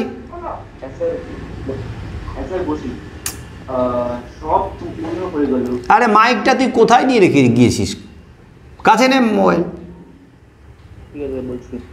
সব চূর্ণ হয়ে গেল। কি কি চূর্ণ হয়ে গেল? হ্যাঁ সব চূর্ণ হয়ে গেল। কি কি চূর্ণ হয়ে গেল? এর আগে আলোচনা হয়েছে, বলো চূর্ণ হয়ে গেল কি কি, বলে যাও। যুদ্ধের আগুনে লেখকের লেখক না, কথক। কথক। যুদ্ধের আগুনে কথকের ফেলে আসা মিষ্টি বাড়ি, সেই বাড়ি বারান্দা, সেই বাড়ি বারান্দার চিমনি প্রাচীন। ঝুলন্ত বিছানাটা কোথায় যাবে? বাড়ির বারান্দা, বারান্দার ঝুলন্ত বিছানা, বাড়ির বারান্দা। তো বাড়িটা চূর্ণ হয়ে গেলে তো বারান্দা চূর্ণ হবে, সে তো সবাই জানে। বাড়ির বারান্দার ঝুলন্ত বিছানা, যেখানে কত ঘুমিয়েছিল, বারান্দার বিছানাটা, ঝুলন্ত বিছানাটা। হ্যাঁ তারপরে আর কি কি? প্রাচীন জল তরঙ্গ, আর কি? শোনা যায় না কথা। প্রাচীন জল তরঙ্গ, ছড়ানো করতলের মতো পাতা চিমনি। জয়দীপ, পরের প্রশ্ন বলো। তারপরে আছে তবু তো কজন আছি বাকি, কাদের কথা এখানে বলা হয়েছে? তবু তো কজন আছি বাকি, কাদের কথা বলা হয়েছে বলো? সমাজের কিছু শুভবুদ্ধি সম্পন্ন শিক্ষিত মানুষ যারা এই প্রতিকূল পরিস্থিতির মধ্যে বেঁচে রয়েছে তাদের কথা এখানে বলো। তবু তো কজন আছি বাকি,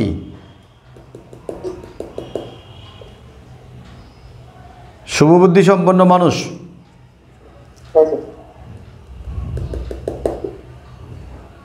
কি তাই হবে নাকি সাধারণ মানুষ?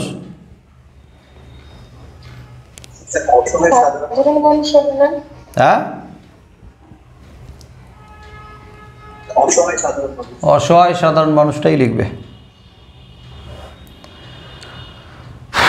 শুভ বুদ্ধি সম্পন্ন মানুষ দরকার নেই।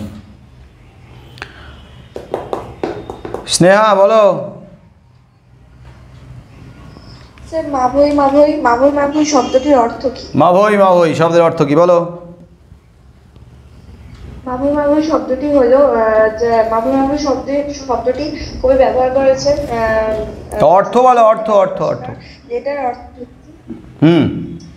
ভয় না করে নির্ভয়ে এগিয়ে চলা। ভয় পেও না, ভয় না পেয়ে নির্ভয়ে এগিয়ে চলা। সৃজনীরটা শোনা যায় না, বাদ দাও। সৌম্যজিৎ বলো। হ্যাঁ স্যার, সে জানতো না। সে জানতো না, কি না জানার কথা বলা হয়েছে। কি না জানার কথা বলা হয়েছে? কি জানতো না বলো? যে কথক আর কোনোদিন ফিরে আসবে না। হ্যাঁ, কথক আর কখনো ফিরে আসবে না। অসুখী মেয়েটি, অপেক্ষারত মেয়েটি জানতো না। ঠিক আছে, ইন্দ্রনীল। কুইল কি? হ্যাঁ হলো কি কি? কুইল কি? বুঝতে পারলাম না। কুইল কি? নীল। কুইল কুইল ওহো, কুইল। কুইল কি? হ্যাঁ, কুইল কি? কুইল হলো পালকের কলমের ইংরেজি নাম। পালকের কলমের ইংরেজি নাম হলো কুইল। ঠিক আছে, ভেরি গুড। রীতিশা, শ্রীকান্তের আসল নাম কি? শ্রীকান্তের আসল নাম কি বলো? নিখিল সরকার। নিখিল সরকার। সোমদত্তা, পরের প্রশ্ন। লেখে তিনজন, এই তিনজন বলতে কাদের কথা বোঝানো হয়েছে? লেখে তিনজন। তিনজন কে কে বলো? কালি, কলম, মন। কালি, কলম, মন। তারপরে দীপা, কাদের দোয়াতে গোজা পালকের কলম, কাদের দোয়াতে পালকের কলম গোজা থাকতো? কাদের দোয়াতে পালকের কলম গোজা থাকতো? কাদের দোয়াতে? হ্যাঁ, কে পারবে? স্যার বলবো? স্যার উইলিয়াম জোনস আর কেরি সাহেবের সর্বংশী ছবিতে দেখা যায় যে তাদের দোয়াতে পালকের কলম গোজা থাকতো। উইলিয়াম জোনস আর কেরি সাহেবের সমমনসী ছবিতে দেখা যাচ্ছে পালকের কলম দোয়াতে গোজা থাকতো। শ্রুতি, পরের প্রশ্ন।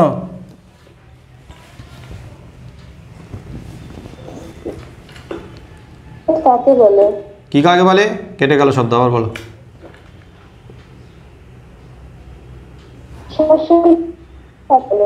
শোনা যাচ্ছে না, মাইক কাছে নাও, ঠিক করো, বলো, আবার বলো। বন্ধ করো, ডিস্টার্ব হচ্ছে মাইক। সোহম, পরের প্রশ্ন। এই প্রশ্নটা বলো। নাই। জুনাইনা, সমসমান পদ কাকে বলে? সমসমান পদ কাকে বলে? কাকে বলে? ব্যাসবাক্যের ব্যাসবাক্যের এক একটি পদকে সমসমান পদ বলে। প্রতিটি পদকে সমসমান পদ বলে। ঠিক আছে। ত্রয়ী, পরের প্রশ্ন।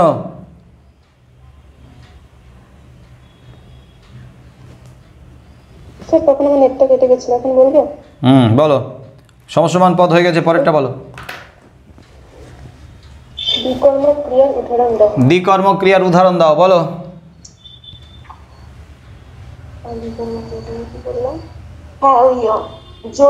যদু রামকে গান শোনাচ্ছে। যদু রামকে গান শোনাচ্ছে, দ্বিকর্ম ক্রিয়া কোনটা? রামকে আর গান, এই দুটো দ্বিকর্ম ক্রিয়া। তাই? এই দুটো দ্বিকর্ম ক্রিয়া? এই দুটো ক্রিয়া? না, এই দুটো শোনাচ্ছেটা ক্রিয়া। হ্যাঁ, তো চাইছে কি? ক্রিয়া চাইছে না কর্ম চাইছে? ওরা দ্বিকর্ম ক্রিয়ার উদাহরণ দাও। তো ক্রিয়ার উদাহরণ দিতে বলছে। বাক্যে দুটো কর্ম থাকবে, কিন্তু উদাহরণটা হবে ক্রিয়ার, মানে আন্ডারলাইন হবে ক্রিয়ার, ক্রিয়াটাকেই উল্লেখ করতে হবে। এটা বেশিরভাগ স্টুডেন্ট ভুল করে। দ্বিকর্ম ক্রিয়া বলেছে, বাক্য দ্বিকর্ম ক্রিয়াতে উদাহরণ দিল, দিয়ে ক্রিয়াতে দাগ না দিয়ে কর্মতে দাগ দিয়ে দিল। আবার একবার বলো, বাক্যটা কি বললে? যদু রামকে গান শোনাচ্ছে। যদু রামকে গান শোনাচ্ছে। তাহলে এখানে রামকে আর গান দুটো কর্ম আছে, তার মানে এই বাক্যের ক্রিয়া হবে দ্বিকর্ম ক্রিয়া, এবং সেই বাক্যের ক্রিয়াটা হলো শোনাচ্ছে। তাহলে দ্বিকর্ম ক্রিয়া বললে উদাহরণটা এই বাক্য হবে, কিন্তু উদাহরণে আন্ডারলাইন করতে হবে কোথায়? এবার বলো। শোনাচ্ছেতে আন্ডারলাইন করতে হবে। শোনাচ্ছেটাকে পাশে বাক্যে ব্র্যাকেটে লিখবে, আবার নিচে লিখবে, তিনবারে লিখবে। প্রত্যেকে বুঝেছ? এই যে দ্বিকর্ম ক্রিয়ার উদাহরণটা চাইলে কিভাবে লিখতে হবে, কারণ এটা ভুল হয় বেশিরভাগের।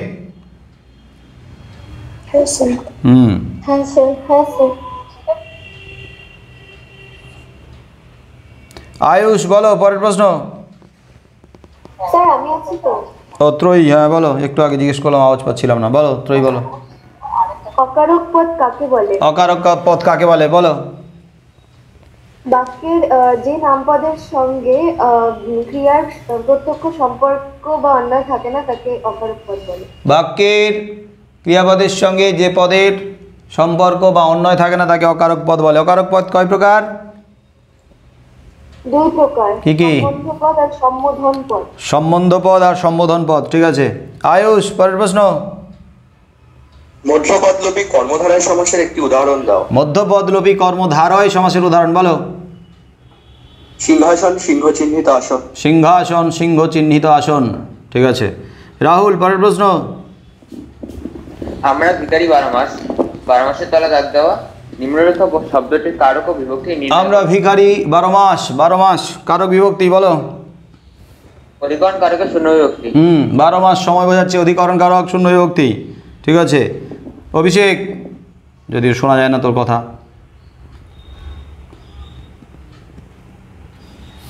নাই, বন্ধ। জয়দীপ বলো। না অভিষেক বন্ধ কর, আওয়াজ আসছে না ঠিকঠাক, কেটে যাচ্ছে। জয়দীপ বলো। হ্যাঁ স্যার। আচ্ছা, সন্ধি সমাসের মধ্যে তুলনা লেখো। সন্ধি আর সমাসের মধ্যে তুলনা তুলনা করতে হবে। একটা উদাহরণ দাও তুলনার, বলো। পার্থক্য না, তুলনা। সন্ধি হচ্ছে বর্ণের সঙ্গে বর্ণের মিলন, আর কিন্তু সমাস হচ্ছে শব্দের সঙ্গে শব্দের। শব্দ তো নয়, পদের সঙ্গে, কিন্তু এটা তুলনা হলো না তো, এটা পার্থক্য হয়ে গেল। তুলনা করতে গেলে এর মধ্যে যেটা আছে এর মধ্যে যেটা আছে এরকম একটা মিল সাদৃশ্য, সেটা খুঁজে দেখাও। পার্থক্য লিখতে বলেনি, তুলনা করতে বলেছে।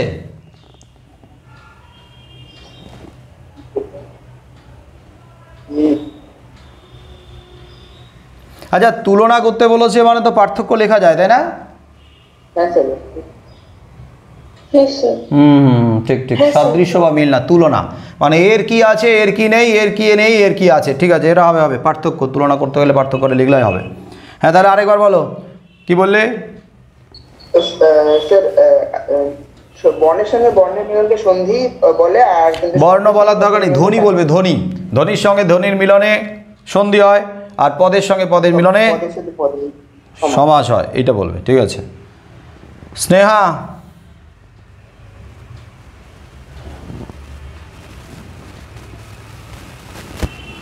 নাই। সৌম্যজিৎ। হ্যাঁ স্যার।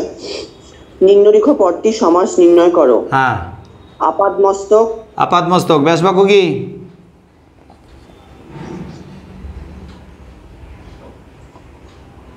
আপাদমস্তক ব্যাস বাক্য বলো। কে পারবে? পাদ হইতে মস্তক পর্যন্ত। পাদ হইতে মস্তক পর্যন্ত কি সমাস? ব্যাপ্তি তৎপুরুষ। একটা জায়গা থেকে আরেকটা জায়গার ব্যাপ্তি বোঝাচ্ছে, ব্যাপ্তি তৎপুরুষ। ইন্দ্রনীল, পরের প্রশ্ন। হ্যাঁ স্যার, গৌণ কর্মের একটি উদাহরণ দাও। গৌণ কর্মের উদাহরণ হবে তুমি ভাইকে বলটি দাও। গৌণ কর্মের উদাহরণ, তুমি ভাইকে বল দাও। কোনটা গৌণ কর্ম? ভাইকে। ভাইকে। অপ্রাণীবাচক কর্ম হলো মুখ্য কর্ম, বল, কিন্তু ভাইকে হলো প্রাণীবাচক বা ব্যক্তিবাচক, সেটা হলো গৌণ কর্ম। ভাইকে আন্ডারলাইন করতে হবে। ঠিক আছে। রীতিশা। সম্বোধন পদ ও সম্বন্ধ পদের মধ্যে পার্থক্য কি? হ্যাঁ, সম্বোধন পদ আর সম্বন্ধ পদের মধ্যে পার্থক্য কি? একটা পার্থক্য বলো। সম্বন্ধ পদের শেষে সাধারণত র বা এর বিভক্তি থাকে, সম্বোধন পদের সঙ্গে সাধারণত শূন্য বিভক্তি থাকে। সম্বন্ধ পদের সঙ্গে র বা এর বিভক্তি থাকে, সম্বোধন পদের সঙ্গে সাধারণত শূন্য বিভক্তি থাকে। এছাড়া আর কিছু অন্য একটা কে পারবে? বলো।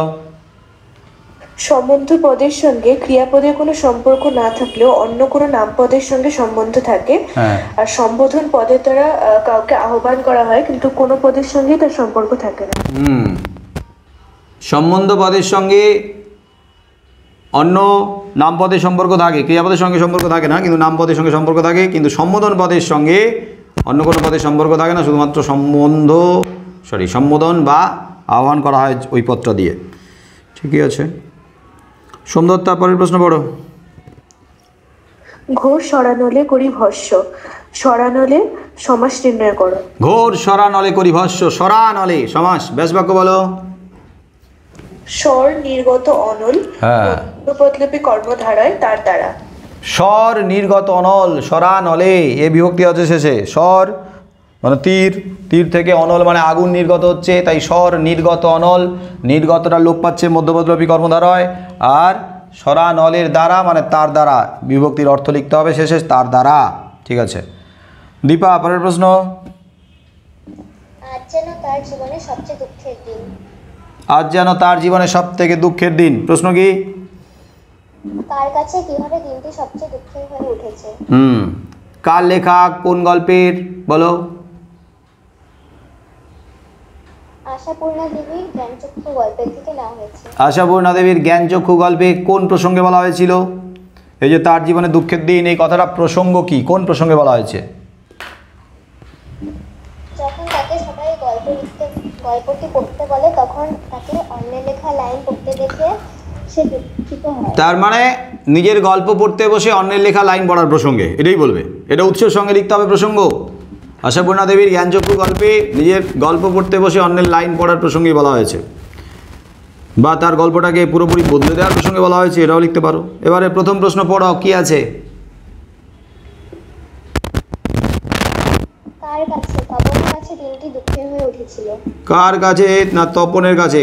জ্ঞানচক্ষু গল্পের মুখ্য চরিত্র, কেন্দ্রীয় চরিত্র তপনের কাছে দিনটি দুঃখের হয়েছিল। পরের পার্ট কি আছে? কিভাবে দিনটি সবচেয়ে দুঃখের দিন হয়ে উঠেছে? কিভাবে সব থেকে দুঃখের দিন? তার কাছে ওই দিনটা ছিল সুখের, অথচ দুঃখের দিন কিভাবে হয়ে উঠেছিল? কিভাবে হয়ে উঠেছিল একটু জোরে বলো।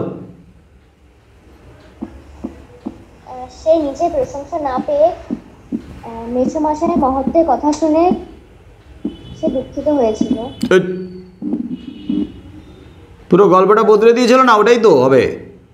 শুধু প্রশংসা কেন, প্রশংসাও তাও নিজের গল্প প্রকাশিত হচ্ছে, তার প্রশংসা হচ্ছিল, কিন্তু গল্পটা মেশো কারেকশন করে দিয়েছে, মেশো ছাপিয়ে দেওয়ার ব্যবস্থা করেছে, এগুলো তাকে আঘাত করেছিল, তাও সে তো গল্প পড়তে গিয়েছিল। কিন্তু গল্প পড়ার পরেই তো সেই দুঃখের দিনটা, সুখের দিনটা দুঃখের হয়ে গেল। তো গল্প পড়তে বসে তার কি মনে হয়েছিল?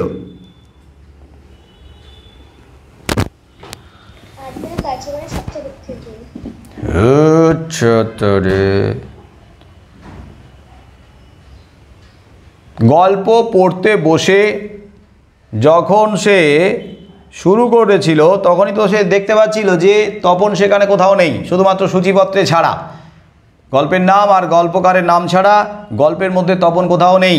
তপনের পুরো গল্পটাকেই মেশো কারেকশনের নামে বদলে দিয়েছে। তাহলে মেশোর ওপরে রাগ, দুঃখ, ক্ষোভ, অভিমান সব কিছুতে সেই দিনটা কি হয়েছিল তার কাছে? সুখের দিনটা দুঃখের হয়ে গিয়েছিল। শ্রুতি, পরের প্রশ্ন। বাবুটির স্বাস্থ্য গেছে কিন্তু শখ 16 আনাই বজায় আছে। বাবুটি কে? তার শখ যে বজায় আছে তা পরিস্ফুট করো। হ্যাঁ, বাবুটির স্বাস্থ্য গেছে কিন্তু শখ 16 আনা বজায় আছে। আমাকে বলো কার লেখা, কোন রচনার, আর কোন প্রসঙ্গে বলা হয়েছে আগে বলো। শরৎচন্দ্র চট্টোপাধ্যায় রচিত পথের দাবি উপন্যাসে। মূল গ্রন্থের নাম লিখতে হবে না 3 নম্বরের জন্য, পথের দাবি রচনাংশের বলে দেবে একবারে। পথের দাবি রচনাংশে গিরিশ মহাপাত্রের পোশাক পরিচ্ছদের প্রতি অপূর্ব দৃষ্টি আকর্ষণ করার জন্য নিমাইবাবু প্রশ্নোক্ত উক্তিটি করেছিলেন। তাহলে প্রসঙ্গটা গিরিশ মহাপাত্রের এই অদ্ভুত বেশভূষার প্রসঙ্গ, বেশভূষা তুলে ধরার প্রসঙ্গে। এবার প্রথম পার্টটা কি আছে আবার বলো। বাবুটি কে?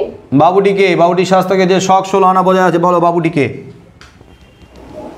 প্রশ্নোক্ত উদ্ধৃতাংশে বাবুটি বলতে রাজবিদ্রোহী সন্দেহে ধৃত গিরিশ মহাপাত্রকে বলা হয়েছে। পলিটিক্যাল সাসপেক্ট গিরিশ মহাপাত্র, যে পলিটিক্যাল সাসপেক্ট সব্যসাচী মল্লিক গিরিশ মহাপাত্র নাম ধরে অদ্ভুত ছদ্মবেশে এসেছিল। গিরিশ মহাপাত্র নামধারী। বন্ধ করো মাইক। এত কি ফেরিওয়ালার ডাকটাক আসে তোমার বাড়ি থেকে? রাস্তায় নেমে গেছো মোবাইল নিয়ে? না না, মানে ব্যালকনিটা, দরজাটা খুলে তো ব্যালকনি। পরের পার্ট কি আছে পড়ো। তার শখ যে বজায় আছে তা পরিস্ফুট করো। তার শখ যে বজায় আছে পরিস্ফুট করো, বলো শখ বজায় আছে কিভাবে আমরা বুঝতে পারছি? গিরিশ মহাপাত্রের চেহারা অত্যন্ত শীর্ণকায় এবং রুগ্ন হলেও তার বেশভূষার কারিগরটা লক্ষ্য করার মতো। তার মাথার সামনে বড় বড় চুল, কিন্তু আরো কানের দিকে চুল প্রায় নেই। চেরা সিথি ও লেবুর তেল নিষিক্ত চুল রুক্ষ ও কঠিন। আর গায়ে জাপানি সিল্কে রামধনু রঙের চুড়িদার পাঞ্জাবি, পকেটে বাঘাকা রুমাল, পরনে ধুতি পরে পরা কালো মখমল পাড়ে সূক্ষ্ম শাড়ি, পায়ে লাল ফিতে দিয়ে বাঁধা সবুজ মোজা এবং বার্নিশ করা পামশু ও হরিণের শিঙের হাতলের বেতের ছড়ি মহাপাত্রকে এক অভূতপূর্ব রূপ দিয়েছে। তাই নিমাইবাবু উপযুক্ত মন্তব্যটি করেছিলেন। চেহারা শীর্ণকায়, প্রায় ভেঙে পড়ছে, মনে হচ্ছে খুব বেশি দিন বাঁচবে না, আয়ু মনে হয় খুব বেশি দিন নেই। তা সত্ত্বেও তার যে বেশভূষার পারিপাট্য, নিজেকে একটু অন্যভাবে অন্য রূপে নিজেকে সাজিয়েছে, সেটা দেখে মনে হয় শখ কিন্তু একদম পুরোপুরি 100% বজায় আছে। ঠিক আছে, পোশাক আশাক, চেহারা, এই সমস্ত বর্ণনা দিলেই বুঝিয়ে যাবে। ঠিক আছে, পরের প্রশ্ন। সোহম আছে? নাই, চলে গেছে বাড়ি। জুনাইনা, পরের প্রশ্ন বলো। তোরা সব জয়ধ্বনি কর, এই জয়ধ্বনি কতবার পুনরাবৃত্ত হয়েছে? তোরা সব জয়ধ্বনি কর কোন কবিতার লাইন, কোন প্রসঙ্গে বলা হয়েছে, কার লেখা বলো? বিদ্রোহী কবি কাজী নজরুল ইসলামের প্রলয় উল্লাস কবিতা থেকে উদ্ধৃত অংশটি নেওয়া হয়েছে। কোন প্রসঙ্গে বলা হয়েছে একসঙ্গে বলবে? কাজী নজরুল ইসলামের প্রলয় উল্লাস কবিতায় কোন প্রসঙ্গে বলা হয়েছে? স্যার এখানে তরুণ বীর বিপ্লবীদের আবেদনের প্রসঙ্গ। ঠিক আছে, তরুণ বীর বিপ্লবীদের জয়ধ্বনি করার প্রসঙ্গে। তরুণ বীর বিপ্লবীদের উদ্দেশ্যে জয়ধ্বনি করার প্রসঙ্গে বলা হয়েছে। আচ্ছা, পরের পার্ট কি আছে? ফার্স্ট পার্টটা জয়ধ্বনি করার কথা কতবার বলা হয়েছে, তাই তো? হ্যাঁ, কতবার এসছে কবিতায়? 19 বার। 19 বার। ঠিক আছে, পরের পার্ট কি আছে? জয়ধ্বনি করতে বলা হয়েছে কেন? জয়ধ্বনি করতে কেন বলা হয়েছে বলো? কারা কাদের জয়ধ্বনি করবে আর কেনই বা করবে? কবি এখানে ভারতবর্ষের, পরাধীন ভারতবর্ষের শোষিত, লাঞ্ছিত, অপমানিত সাধারণ ভারতবাসীকে জয়ধ্বনি করতে বলেছেন। কাদের জয়ধ্বনি করতে বলেছেন? হ্যাঁ, এখানে হচ্ছে কাদের উদ্দেশ্যে জয়ধ্বনি করবে? যারা তরুণ বীর বিপ্লবী স্বাধীনতা সংগ্রামী। কেন জয়ধ্বনি করতে বলেছেন এবার বলো? যারা, হ্যাঁ স্যার, যারা দেশের স্বাধীনতা রক্ষার জন্য নিজেদের উৎসর্গ করে দিয়েছেন, তাদের জয়ধ্বনি করতে বলা হয়েছে। কেন? তাদেরকে নিশ্চয়ই উৎসাহিত করার জন্য, আরও যাতে তারা উদ্বুদ্ধ হয়, আরও যাতে তারা উৎসাহিত হয়, আরও যাতে তারা ঝাঁপিয়ে পড়ে সক্রিয়ভাবে, তার জন্যই এত ভালো কাজ, বৃহত্তর স্বার্থে ঝাঁপিয়ে পড়ছে, তাই তো তাদের জয়ধ্বনি দিতে হবে। কারণ জয়ধ্বনি দেওয়া মানে তাদের উৎসাহ, উদ্দীপনা, উদ্যম, শক্তি, সাহস আরও কয়েক গুণ বেড়ে যাবে। অত্যাচারী ইংরেজদের বিরুদ্ধে রুখে দাঁড়ানো, ঝাঁপিয়ে পড়ার কাজটা অনেক সহজ হয়ে যাবে। ত্রয়ী আছো? হ্যাঁ স্যার। বলো পরের প্রশ্ন। পৃথিবী হয়তো বেঁচে আছে, কবি হয়তো বলেছেন কেন? কোথাকার লাইন, কোন কবিতার কোন প্রসঙ্গে বলেছে আগে বলো?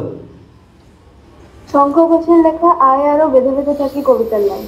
কবি শঙ্খ ঘোষের লেখা আয় আরো বেঁধে বেঁধে থাকি কবিতায় কোন প্রসঙ্গে বলা হয়েছে?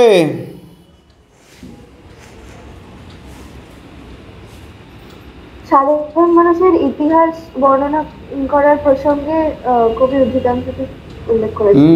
নিঃস্ব, রিক্ত, অপমানিত, অসহায়, লাঞ্ছিত, শোষিত সাধারণ মানুষের বেঁচে থাকার পথ অবরুদ্ধ হয়ে যাওয়ার প্রসঙ্গে বলা হয়েছে।